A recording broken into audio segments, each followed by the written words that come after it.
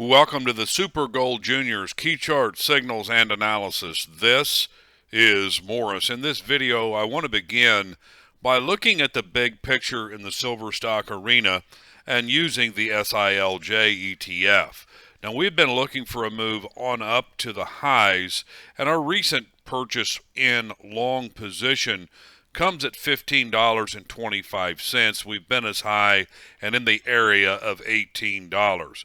We are big on taking profits as we move into the areas of what would be natural resistance. So you'll load the position when you're poised to move up.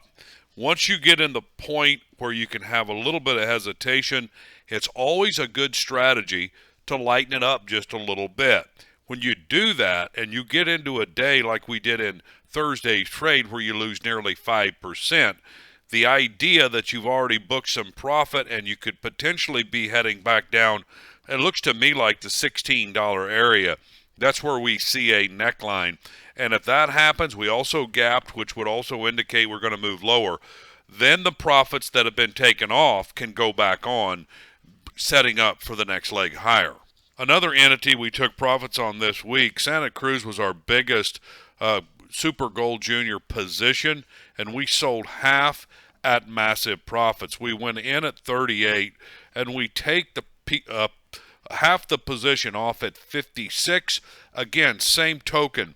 We were moving to an area that could offer some resistance, and it could have simply gone straight through, but instead, and it still could, by the way, there's nothing wrong with what we see on the chart, but we have put an extra large position on, and now we're back more to a normal size.